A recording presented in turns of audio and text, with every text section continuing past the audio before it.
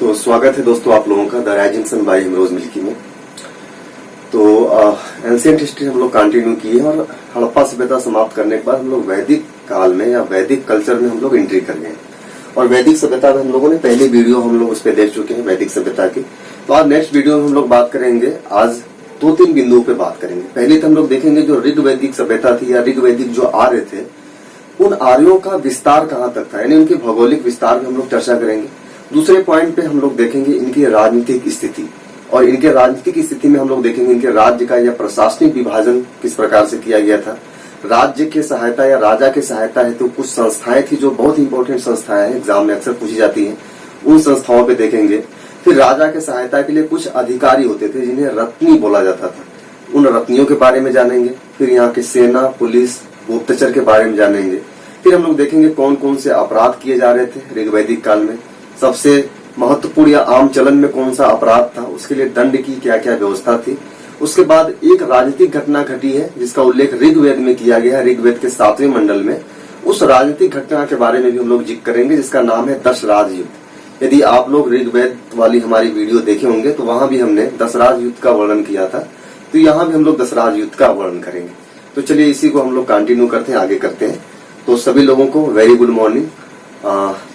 फिर हम लोगों की वीडियोस जो कि कंटिन्यू जाएगी। देखिए होता ये है कि कभी कभी सब कुछ अकेले करना होता है, थोड़ा हेल्थ वगैरह की थोड़ा समस्या हमारे साथ हो जाती है, तो इस वजह से 2 दिन वीडियो नहीं आया। लेकिन आप लोगों की चिंता हमें बराबर है, हमें इस बात का एहसास है कि बहुत सारे लोगों की आस्थाएं, बहुत सारे लोगों की उम्मीदें हमसे जुड़ी हुई है, और इस बात का विश्वास रखिए कि आपकी जितनी उम्मीद हमसे जुड़ी हुई है, हम उससे ज्यादा आपके लिए करना चाहते हैं। आपके लिए हम बहुत कुछ करना चाहते हैं, लेकिन हमारे सामने कुछ लिमिटेशन आ जाता है, लिमिट्स आ जाता है। इस वजह से थोड़ी सी दिक्कतें कुछ आ जाती हैं। बस ईश्वर से यही दुआ करते हैं, प्रार्थना करते हैं कि जल्दी से इन समस्याओं से हम लोग उभरें और हम लोगों का एक अच्छा सा वेल मेंटेन स्टूडियो हो जहाँ पे लाइव क्लास चले। हम बिल्कुल लाइव क्लास लेने के फेवर में है, लाइव क्लास हमारा फेवरेट रहा है, और इंशाअल्लाह ईश्वर ने चाहा, आप लोगों की दुआएं रही तो सब कुछ जल्दी से ही आप लोगों के चैनल पे आपका ये बंदा, आपका ये सेवक हाजिर होगा आप लोगों के लिए लाइव क्लास लेकर के। ठीक है, तो बस आप लोग बस जुड़े रहिए, लोगों को जोड़ते रहिए।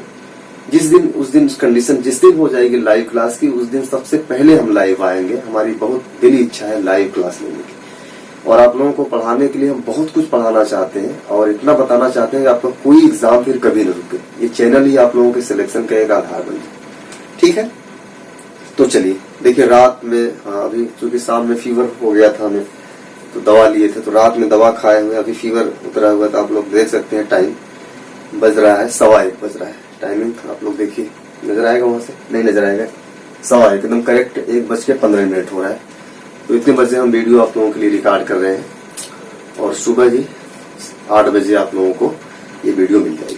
तो आज हम लोग बात करेंगे सबसे पहले 3 पॉइंटों पे हम लोग देखेंगे, 2 पॉइंटों पे, दोनों पॉइंटों का विस्तार करेंगे। आज हम लोगों का पहला पॉइंट जो होगा वो होगा ऋग वैदिक भौगोलिक विस्तार।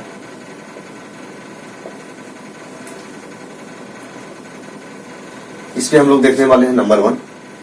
दूसरे पॉइंट पे हम लोग देखेंगे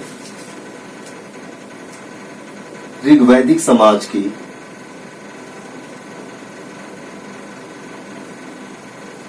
राजनीतिक स्थिति।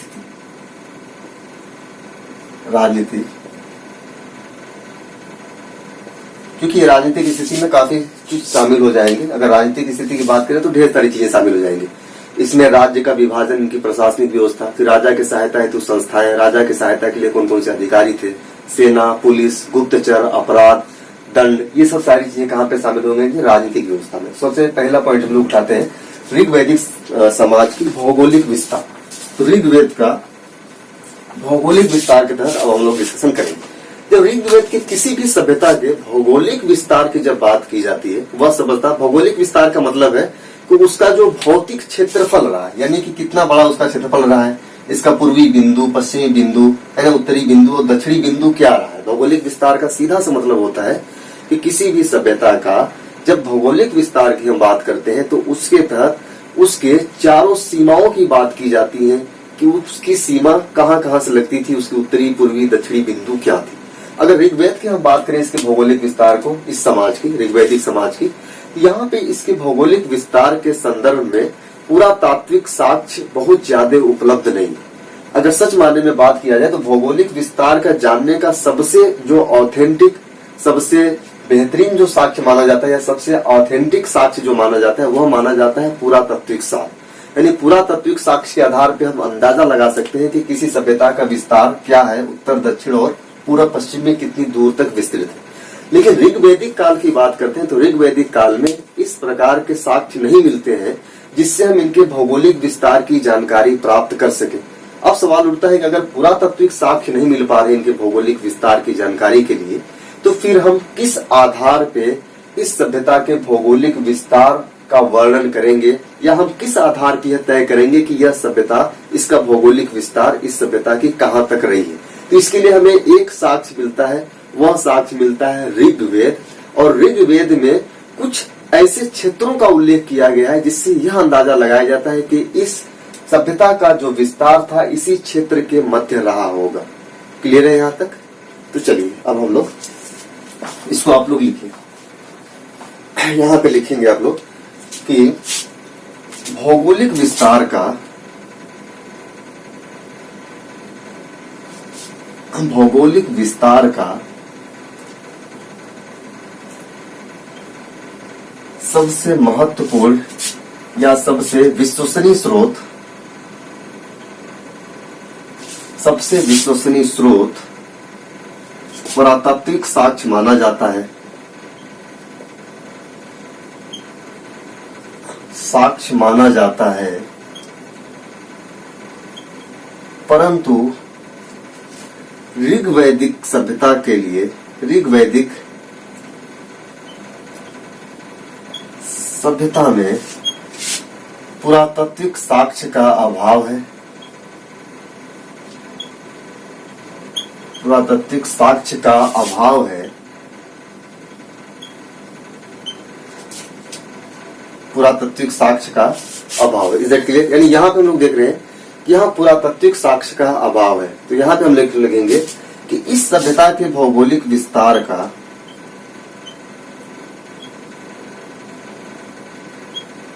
भौगोलिक विस्तार का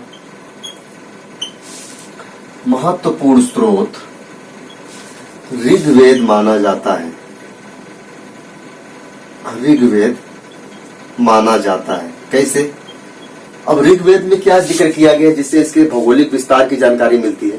तो जब हम ऋग्वेद के इसके भौगोलिक विस्तार की बात करते हैं तो यहाँ पे ऋग्वेद में कुछ नदियों का उल्लेख किया गया है जिससे यह पता चलता है कि ऋग्वैदिक काल के जो लोग थे इन नदियों के आसपास ही रहते थे, इसलिए इन नदियों का जिक्र है। और इसका स्पष्ट विभाजन हम लोग उत्तर वैदिक काल में भी देखते हैं। यानी ऋग्वैदिक काल में जिन नदी और जिन समुद्रों का जिक्र किया गया है उसका क्षेत्र सीमित है, लेकिन जब उत्तर वैदिक काल में जाते हैं तो वो और आगे बढ़ जाते हैं ऋग्वैदिक आर्य, और आगे की नदी और समुद्रों का भी जिक्र वहां पे हो जाता है। यानी कि यहाँ पे कुछ नदियों का उल्लेख किया गया है उत्तर वैदिक काल में, उन नदियों के आगे की जो नदियां हैं उनके आगे का जो बड़ा क्षेत्र है उनका भी उल्लेख किया गया है, जिससे यह अंदाजा लगाया जाता है कि ऋग्वैदिक काल के लोग तो यहाँ तक सीमित हो गए। यानी इसमें जो एक ऋग्वेद में जितनी नदियों का उल्लेख किया गया है, लेकिन उत्तर वैदिक काल के जो आर्य थे उससे आगे भी यानी बड़े क्षेत्रों में वो विस्तृत हो गए, जिसका उल्लेख हम लोग जो उत्तर वैदिक काल का जब भूगोल पढ़ेंगे तो वहां पे हम चर्चा करेंगे कि वहां पे और कौन कौन नदियों का उल्लेख किया गया। तो ऋग्वैदिक काल के 10वें मंडल में एक सूक्त है जिसका नाम है नदी सूक्त। ऋग्वैदिक काल के, यहां लिखे, ऋग्वैदिक काल के 10वें मंडल में, ऋग्वैदिक काल के 10वें मंडल में नदी सूक्त में कुल 25 नदियों का उल्लेख किया गया है। कुल 25 नदियों का उल्लेख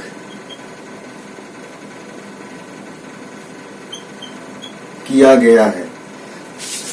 ये पूछा भी जाता है कि नदी सूक्त में कुल कितनी नदियों का उल्लेख किया गया है।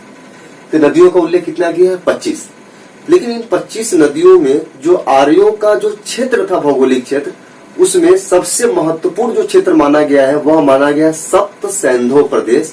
और सप्त सिंधु प्रदेश क्या था? 7 नदियों द्वारा सिंचित एक क्षेत्र था, जिसकी चर्चा हमने पिछले वीडियो में किया था कि वो 7 नदी कौन कौन से थे, उनका ऋग्वैदिक नाम का भी उल्लेख किया गया। तो 25 नदियों का उल्लेख किया गया है। इसमें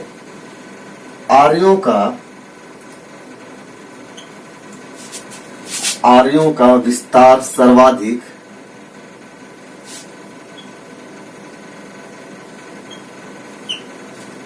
सप्त सिंधु प्रदेश में था। सप्त सिंधु प्रदेश में।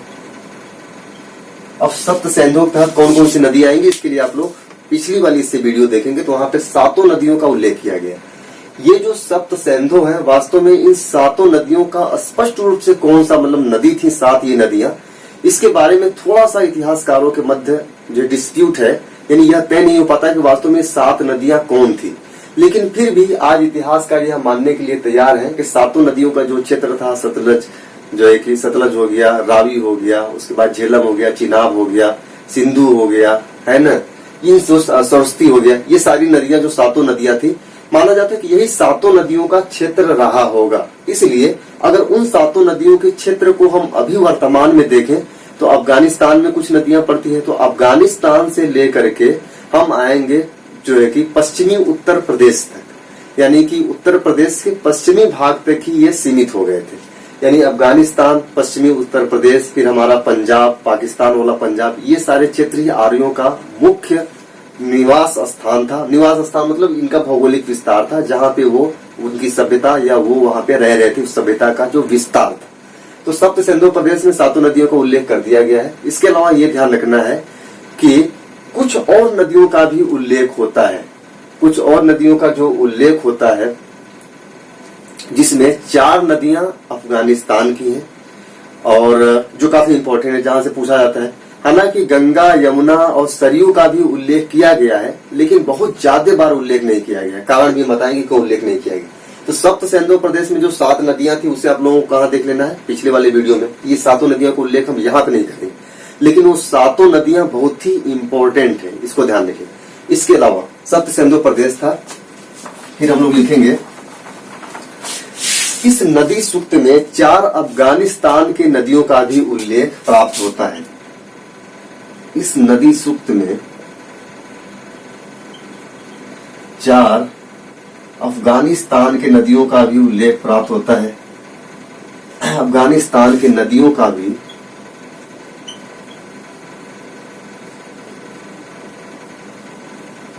उल्लेख प्राप्त होता है। कौन कौन सी नदी है ध्यान रखिए। यहाँ पे जो नदी की बात की जाएगी, ऋग्वैदिक नाम और वर्तमान नाम दोनों ध्यान रखिएगा। ऋग्वैदिक नाम क्या था इनका, वर्तमान नाम। हम लोग देखेंगे ऋग्वैदिक नाम लिख लेते हैं, यहाँ पे लिख लेते हैं वर्तमान नाम, और यहाँ पे हम लोग लिखते हैं ऋग्वैदिक नाम। ये नाम भी कभी कभी पूछता है, यही नाम पूछता है, प्रश्न भी दे देगा कि अफगानिस्तान की कौन कौन नदियां थी, उनका ऋग्वैदिक नाम क्या था। तो 4 नाम की बात करते हैं। वर्तमान में एक नदी है काबुल, जो कहां पे बहती है, अफगानिस्तान में बहती है। अगर उसके ऋग्वैदिक नाम की बात किया जाए तो उसका ऋग्वैदिक नाम था कुब्रा, ध्यान रखिए, ठीक। तो काबुल का नाम क्या था, कुब्रा था। एक नदी थी स्वात, और उसका नाम था, ऋग्वैदिक नाम था स्वातु। स्वात नदी अभी भी है, ऋग्वैदिक नाम था इसका स्वातु। एक नदी और थी जिसका नाम था गोमती। ये अपने उत्तर प्रदेश की गोमती की बात नहीं कर रहे हैं, ये अफगानिस्तान नदी है गोमती।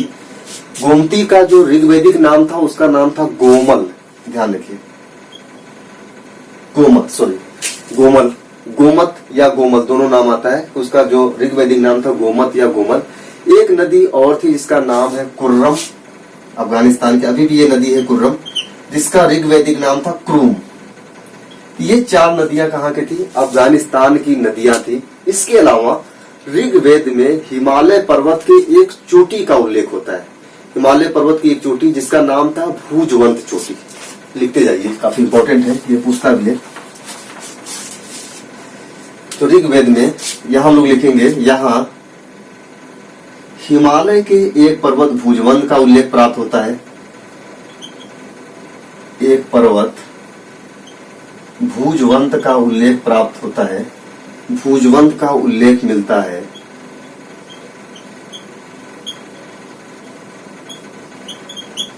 हिमालय का एक पर्वत का इसे बोले हिमालय की एक चोटी थी, सॉरी पर्वत नहीं बल्कि हिमालय की एक चोटी थी जिसका उल्लेख मिलता है, जिसका नाम था क्या था, भुजवंत था।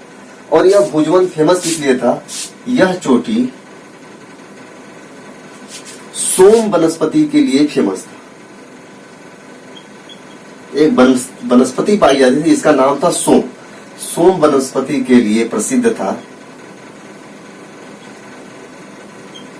इस वनस्पति से एक रस निकलता था, इस वनस्पति से एक रस निकलता था जिसे सोम रस कहा जाता था, सोम रस कहा जाता था, जो आर्यों का सबसे प्रिय रस था, जो आर्यों का सबसे प्रिय रस था। Is that clear? यानी कि ऋग्वेद में हिमालय के एक चोटी भुजवंत चोटी का उल्लेख मिलता है जहां पे सोम नाम की वनस्पति पाई जाती थी और उस वनस्पति से एक रस निकलता था जिसे बोला जाता था सोम रस, और यह सोम रस आर्यों का बहुत ही प्रिय रस था। इसके अलावा ऋग्वेद में 4 समुद्रों का भी उल्लेख मिलता है। देखिए यहाँ पे हम लोग वही बात करेंगे जो हम लोग ने ऋग्वेदिक साहित्य में, जो हमारी वीडियो थी ऋग्वेदिक साहित्य की, वहां पे हम लोगों ने पढ़ा है, उससे कुछ इतर बातें होंगी। तो ये वैदिक सभ्यता देखने से पहले आप लोगों को एक बार ऋग्वेदिक जो काल है या ऋग्वेदिक साहित्य हम लोगों ने जो पढ़ा है, सॉरी ऋग्वेदिक साहित्य, उस ऋग्वेदिक साहित्य का आप लोग एक बार जरूर अध्ययन कर लीजिएगा। तो ये पूरा कंप्लीट हो जाएगा, आप लोगों का पूरा कॉन्सेप्ट बहुत अच्छे तरीके से बच जाएगा। हालांकि यहाँ पे जो चल रहा है आप लोगों को सब कुछ समझ में आएगा, लेकिन ऋग्वेदिक साहित्य जब पढ़ लेंगे तो आपकी चीजें बहुत ज्यादा पकड़ में हो जाएंगी। तो यहाँ हम लोग देखेंगे, क्या देखेंगे, ऋग्वेद में 4 समुद्रों का भी उल्लेख प्राप्त होता है, 4 समुद्रों का भी उल्लेख मिलता है। 4 समुद्र कौन कौन से हैं देखिए, चारों समुद्र का नाम भी बहुत अच्छे अच्छे नाम है। तो पहला का नाम है आरावत, दूसरा का नाम है पारावत,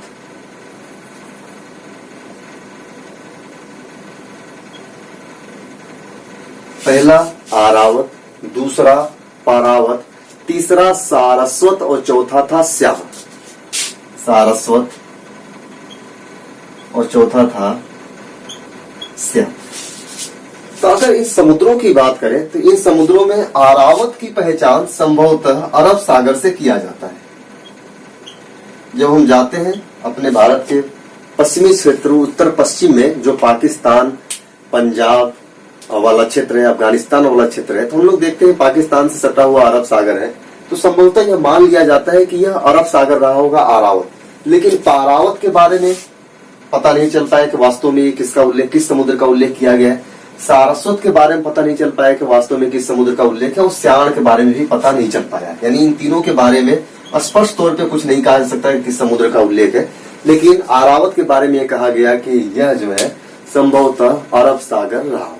इज दैट क्लियर? यहाँ तक ये रहा आर्यों का भौगोलिक विस्तार। यहाँ से प्रश्न भी बनते हैं, मेंस में भी आप लोगों के प्रश्न आते हैं, प्री में भी आते हैं। तो प्री में ऐसे ही पूछ देगा कि ऋग्वेद में कितने समुद्रों का उल्लेख किया गया, या ये पूछ देगा कि समुद्रों का उल्लेख किया गया है या नहीं किया गया है।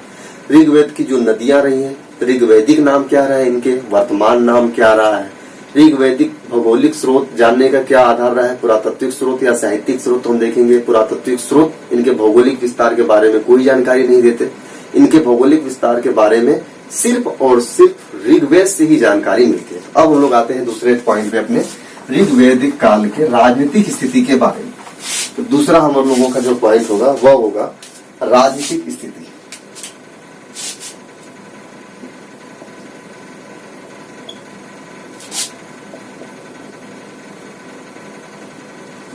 जब राजनीतिक स्थिति की हम लोग बात करेंगे, इनकी क्या राजनीतिक स्थिति रही है, तो राजनीतिक स्थिति में हम लोग कई बिंदुओं पे अध्ययन करने वाले हैं।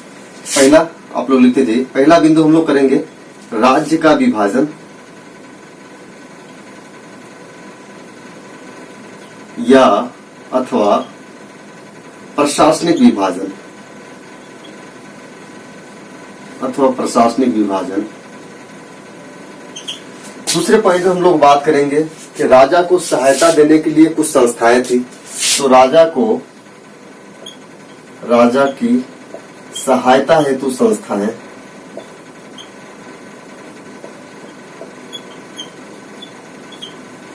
ठीक। पहले दो पॉइंटों को हम लोग अध्ययन कर लेते हैं, उसके बाद हम लोग आगे बढ़ेंगे। तो पहला पॉइंट क्या है, राज्य का विभाजन अथवा प्रशासनिक विभाजन। दूसरा पॉइंट है राजा की सहायता हेतु संस्था। तो हम लोग पहले बिंदु पाते हैं राज्य का विभाजन। जब ऋग्वैदिक काल में हम राज्य के विभाजन की बात करते हैं कि राज्य का विभाजन किस प्रकार से किया गया था यहाँ पे ऋग्वेद में, तो जिस प्रकार हम लोग अभी देखते हैं कि हम लोगों का राज्य का विभाजन किस प्रकार से किया गया है, हम लोग देखते हैं क्या होता है। हम लोगों का जो विभाजन का आधार अभी वर्तमान में क्या है, जिला, जिलों से मिलकर के बना राज्य, स्टेट, और स्टेट से मिलकर बन गया देश। अगर जिले से हम और छोटा विभाजन करें तो तहसील कर सकते हैं या ब्लॉक कर सकते हैं, ब्लॉक। तो ब्लॉक, फिर ब्लॉक से जिला, फिर जिला से बड़ी इकाई राज्य, और राज्य से बड़ी इकाई देश, यानी इस प्रकार विभाजन था। तो ऋग्वैदिक काल में भी हम एक क्रमबद्ध विभाजन देखते हैं जहां पे राज्य इसी प्रकार स्पष्ट रूप से कई भागों में विभाजित, यानी राज्य जो बना होता था जन, वो स्पष्ट रूप से कई छोटे छोटे भागों से मिल करके बना होता था। तो ऋग्वैदिक राज्य में विभाजन की बात करेंगे तो आप लोगों का हेडिंग वही रहेगा, राज्य का विभाजन या प्रशासनिक विभाजन। उसमें आप लोग पॉइंट लिखेंगे कि ऋग्वेद में राज्य का विभाजन या प्रशासनिक विभाजन 4 स्तरों पर होता था। 4 स्तरों पर होता था। कौन कौन स्तर होता था देखिए। सबसे पहला क्या होता था, सबसे पहले होता था परिवार। कई परिवार मिल करके, यानी परिग्राम बनाते थे कि कई ग्राम मिल करके विश्व बनाते थे, फिर कई विश्व मिल करके जन बनाते थे। इस प्रकार हम क्या देख रहे हैं, परिवार जो होता था राज्य की सबसे छोटी इकाई होती थी। राज्य की सबसे छोटी इकाई होती थी, या प्रशासन की सबसे छोटी इकाई क्या हो गया, परिवार। और प्रशासन की सबसे बड़ी इकाई क्या हो गई, वो हो गया जन। प्रशासन की सबसे बड़ी इकाई क्या हो गया, जन हो गया। यहां लिखेंगे हम लोग, यह राज्य या प्रशासन की सबसे बड़ी इकाई, राज्य या प्रशासन की सबसे बड़ी इकाई परिवार हो गया। अगर हम इनके मुखिया की बात करें तो परिवार का जो मुखिया होता था या परिवार का जो सदस्य होता था, जो परिवार में राज्य की व्यवस्था करता था या प्रशासन व्यवस्था चला रहा था परिवार के अंदर, उसे बोला जाता था कुलप या गृहपति। 2 चीजें। तो परिवार का जो मुखिया होता था उसे क्या बोला जाता था, यहाँ पे हम लिख दे रहे हैं, इसके बगल में यहाँ पे लिख रहे हैं। आप लोगों को यही लिख लेना है, 2 पॉइंट में बना करके लिख लेना है इसे। यानी परिवार का मुखिया यहाँ पे लिखेंगे कुलप, इसे बोला जाता था कुलप, या बोलते थे गृहपति। यानी प्रशासन के स्तर पे परिवार क्या होती थी, ऋग्वैदिक समाज की या ऋग्वैदिक राजनीतिक व्यवस्था की प्रशासनिक स्तर पे सबसे छोटी इकाई होती थी परिवार। फिर उसके बाद कई परिवार मिलकर के ग्राम बनते थे, यानी ग्राम होती थी दूसरे नंबर पे। तीसरे नंबर पे विश्व होती थी, और सबसे बड़ी प्रशासनिक इकाई होती थी जन होती थी। परिवार के मुखिया को कुलप या गृहपति बोला जाता था, ग्राम के मुखिया को बोला जाता था ग्रामणी, विश्व के मुखिया को बोला जाता था विश्वपति, और जन का मुखिया को बोला जाता था राजा। ये देखिए, तो जन के मुखिया को क्या बोला गया, राजा बोला गया। और ऋग्वेद में राजा का उल्लेख एक बार किया गया है। कितनी बार, ऋग्वेद में राजा का उल्लेख किया गया है एक बार, और जन का उल्लेख किया गया है 275 बार, 275। ध्यान रखिए, ऋग्वेद में राजा का उल्लेख एक बार किया गया है, और जन का उल्लेख, जन शब्द का उल्लेख किया गया है 275 बार। एक बार ये ध्यान रखिएगा, जनपद शब्द का उल्लेख ऋग्वेद में नहीं किया गया। इसका उल्लेख, जनपद का उल्लेख मिलता है उत्तर वैदिक काल में। जब हम लोग वहां पढ़ेंगे तो वहां जिक्र करेंगे। यहाँ बस ये ध्यान रखना है कि राजा का उल्लेख एक बार किया गया है, जन का उल्लेख 275 बार किया गया है और जनपद शब्द का उल्लेख नहीं मिलता है। तो परिवार होता था, यानी परिवार ऋग्वैदिक समाज की सबसे छोटी इकाई, ऋग्वैदिक प्रशासनिक व्यवस्था की, ऋग्वैदिक राज्य की सबसे छोटी इकाई क्या हो गया, परिवार। फिर उसके बाद ग्राम, ग्राम के बाद विश्व और विश्व के बाद होता था जन। तीनों के, चारों लोगों के अलग अलग मुखिया होते थे, यानी सबसे छोटी इकाई का मुखिया होता था गृहपति या कुलप, उसके बाद ग्राम का ग्रामीण, विश्व का विश्वपति और जन जो होता था, जन का मुखिया होता था, कौन होता था, राजा होता था। तो हम लोग बात कर लेते हैं, पहले राजा के बारे में बात कर लेते हैं कि आखिर राजा होता था। अच्छा, एक चीज और ध्यान रखिए, यहाँ पे थोड़ा सा इसी में आप लोग लिखिए, फिर हम राजा की बात करते हैं। ऋग्वेद में 5 महत्वपूर्ण कबीले पाए जाते थे। 5 जो है महत्वपूर्ण कबीले होते थे, जिन्हें बोला जाता था पंचजन कहा जाता था। और ये 5 कबीले कौन होते थे, हम लोग यहाँ लिखेंगे। ऋग्वेद में 5 महत्वपूर्ण संगठित कबीले थे। 5 महत्वपूर्ण संगठित कबीले थे। देखिए यहाँ ये ध्यान रखिए कि 5 महत्वपूर्ण का मतलब ये 5 इंपॉर्टेंट कबीले थे। ऐसा नहीं कि सिर्फ 5 ही कबीला था, ये नहीं, 5 महत्वपूर्ण एक संगठित कबीला थे। तो 5 महत्वपूर्ण संगठित कबीले थे जिन्हें पंचजन कहा जाता था। प्रश्न पूछेगा कि ऋग्वेद में पंचजन क्या था, तो ये पंचजन क्या थे, 5 महत्वपूर्ण कबीले थे जिन्हें पंचजन कहा जाता था। पंचजन। ये कबीले कौन कौन से थे, 5 के नाम ध्यान रखिए। पुरु, अनु, यदु, तुर्वस और द्रुहा। नाम याद रखिए, पुरु, अनु, यदु, तुर्वस और द्रुहा। ये काफी इंपॉर्टेंट है, 5 कबीले। कई बार पूछ देता है इन 5 का अलग अलग नाम पूछ देगा कि पंचजन में कौन शामिल है, पंचजन में कौन शामिल नहीं है, इस प्रकार के प्रश्न पूछे जाते हैं। तो पुरु, अनु, यदु, तुर्वस और द्रुहा, ये 5 कबीले थे। ठीक, यानी ऋग्वैदिक राजनीतिक व्यवस्था में इन 5 कबीलों का भी एक महत्वपूर्ण स्थान है। राइट, अब हम लोग आते हैं आगे। अब हम लोग बात कर लेते हैं राजा। जन का जो मुखिया होता था, सबसे बड़ी प्रशासनिक इकाई क्या हो गई ऋग्वेद की, जन हो गई। और जन का मुखिया क्या कहलाता था, राजा होता था। यानी राजा क्या होता था, यह जन का मुखिया होता था। और जन क्या था, सबसे बड़ी प्रशासनिक इकाई थी। बताया था इसके बारे में कि जन सबसे बड़ी प्रशासनिक इकाई थी और जन का मुखिया कहलाता था राजा। तो राजा के अगर पद की बात करें तो राजा का पद आनुवांशिक होता था,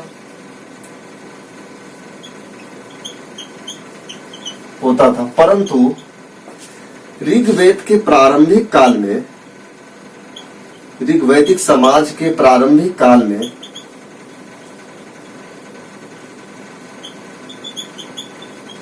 में राजा का पद वंशानुगत नहीं होता था। वंशानुगत नहीं होता था, ये ध्यान रखना है। यानी ऋग्वेद के शुरू में जब शुरुआत होता है ऋग्वैदिक समाज की, तो उस समय वंशानुगत राजा नहीं होता था कि राजा का बेटा राजा, फिर उसका बेटा राजा। लेकिन ऋग्वैदिक काल में ही कुछ समय के बाद राजा के पद को आनुवांशिक बना दिया गया, याद रखना। हालांकि राजा का यहाँ पे निर्वाचन होता था, यानी कि समाज के लोग मिल करके निर्वाचन करते थे कि कौन राजा बनेगा।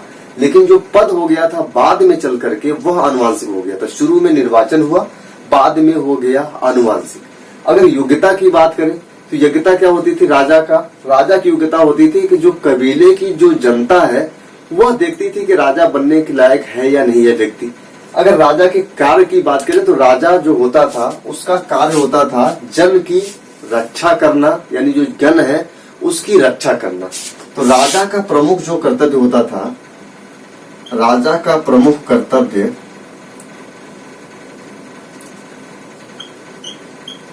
जन की रक्षा करना। ये राजा क्या होता था, जो जन होता था, जन का जो राजा होता था उसका मुख्य कर्तव्य होता था जन के लोगों की सुरक्षा करना, जन की रक्षा करना। प्रारंभिक अवस्था में इसको ध्यान रखिएगा, ऋग्वेद के प्रारंभिक अवस्था में राजा का पद आनुवांशिक नहीं होता था। वह निर्वाचित होता था, चुना जाता था। बाद में वह आनुवांशिक हो गया। उत्तर वैदिक काल में तो पूरी तरीके से राजा का एक वैभव प्रतिष्ठा गढ़ दिया जाता है। आगे हम लोग देखेंगे किस प्रकार से चेंजिंग होता है। लेकिन ऋग्वैदिक काल में बहुत साफ सुथरा प्रशासन चलता था। यानी राजा क्या होता था, एक जिम्मेदार व्यक्ति होता था जो जन के लोगों के प्रति जिम्मेदार होता। तो राजा का पद आनुवांशिक होता था। यह आनुवांशिक हमने इसलिए लिख दिया है ताकि ऋग्वेद में ही हो जाता है आनुवांशिक। शुरू के कुछ समय में आनुवांशिक नहीं था। यहाँ तक हो गया। अब हम लोग देखते हैं राजा की सहायता के लिए कौन कौन सी संस्थाएं थी।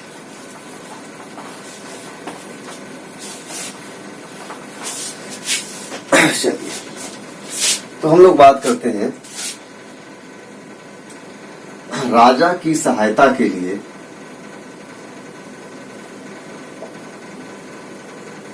संस्थाएं।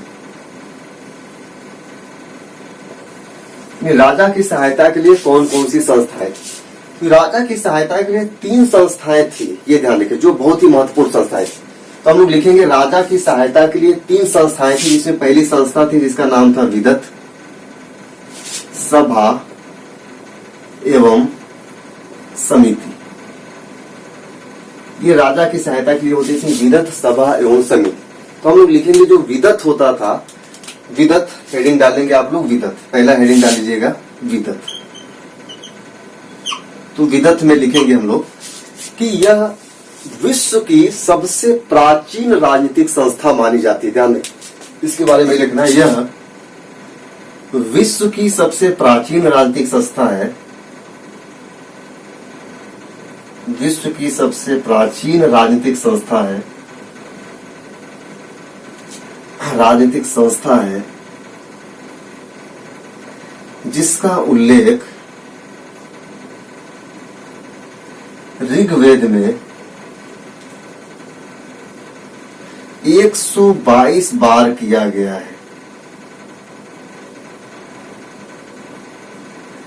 यानी विदत का उल्लेख ऋग्वेद में कितना बार किया गया है? 122 बार उल्लेख किया गया है। और यह आर्यों की या पूरे विश्व की सबसे प्राचीन राजनीतिक संस्था मानी जाती है। और इस संस्था में स्त्रियां भी भाग ले सकती थी, स्त्रियों को भाग लेने का अधिकार था, भाग लेने का अधिकार था। क्लियर यहाँ तक? यानी विदत के बारे में, विदत में बस इतना जानना है कि यह सबसे प्राचीन संस्था थी, इसमें स्त्रियां भाग ले सकती थी और इसका उल्लेख 122 बार ऋग्वेद में किया गया है, विदत। और दूसरे संस्था पे हम लोग आते हैं, सभा। दूसरा हेडिंग आप लोगों को होगा सभा। ये संस्थाएं हैं किसके लिए? राजा की सहायता देने के लिए। तो सभा के बारे में क्या बोलेंगे? ये छोटे आकार की संस्था थी, छोटे आकार की संस्था थी जिसमें जन के श्रेष्ठ लोग, जन के वृद्ध, श्रेष्ठ एवं अभिजात लोग भाग लेते थे।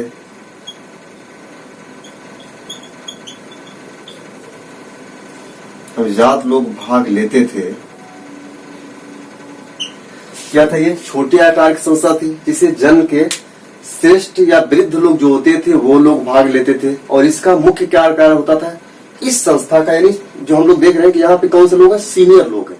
अभी भी गांव में हम लोग देखते हैं कि जब भी आपसी विवाद होते हैं गांव में 2-4 लोगों के मध्य, तो उनके मध्य निपटारा करने के लिए या उनके मध्य न्याय प्रदान करने के लिए किसको बुलाया जाता है?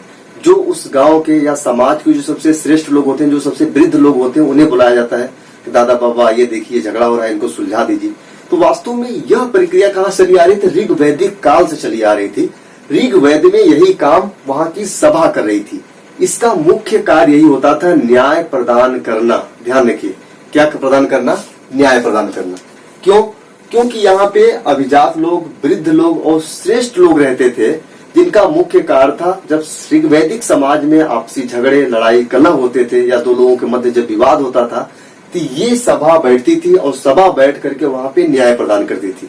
हालांकि ऋग्वेद में न्यायपालिका शब्द का उल्लेख नहीं किया गया, नहीं सी किसी बात की गई न्यायपालिका। तो माना जाता है कि ऋग्वेद में न्यायपालिका का कार्य कौन कर रहा था? सभा कर रही थी। इसका मुख्य कार्य होता, तो यहाँ पर लिखेंगे सभा का मुख्य कार्य न्याय प्रदान करना होता था। सभा का मुख्य कार्य न्याय प्रदान करना होता था।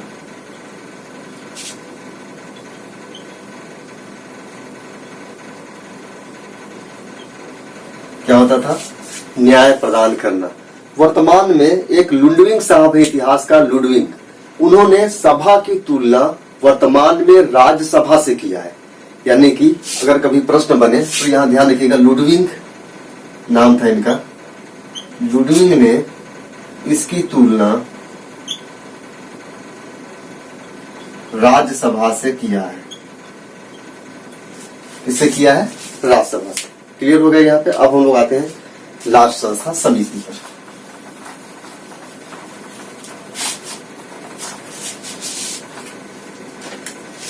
समिति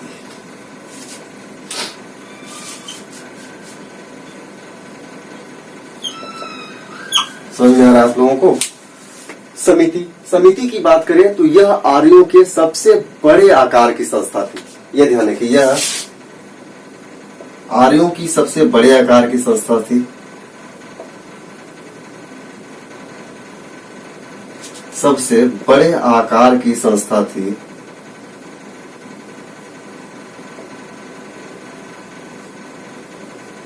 क्या था यह आर्यों के सबसे बड़े आकार की संस्था थी। यानी इसमें जो जन के लोग थे सभी लोग भाग लेते थे। ये ध्यान रखिएगा, इसमें लिखेंगे, इसमें जन के सभी लोग भाग लेते थे। सभी लोग भाग लेते थे और इसका महत्वपूर्ण कार्य,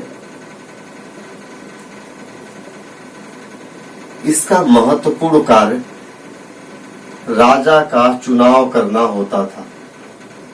जन के सभी लोग, बड़े लोग भाग लेते थे और राजा का चुनते थे मिलकर के। राजा को यही लोग मिलकर के चुन लेते थे, यह व्यक्ति हमारा राजा होगा। इसीलिए माना गया था कि प्रारंभ में जो राजा होता था वह निर्वाचित होता था, चुना हुआ जाता था। बाद में उसने अपने आप को वंशानुगत बना लिया। तो वही इतिहासकार, कौन इतिहासकार? जो लुडविंग साहब है इतिहासकार, उन्होंने इसे लोकसभा की तुलना कराई है कि यह वर्तमान में जिस प्रकार लोकसभा कार्य करता है वैसे यह समिति कार्य करती थी उस समय। और समिति का जो सदस्य होते थे, समिति के जो अध्यक्ष होते थे, उस अध्यक्ष को ईशान बोला जाता था। यहां लिख लीजिएगा, समिति के अध्यक्ष को ईशान बोला जाता था।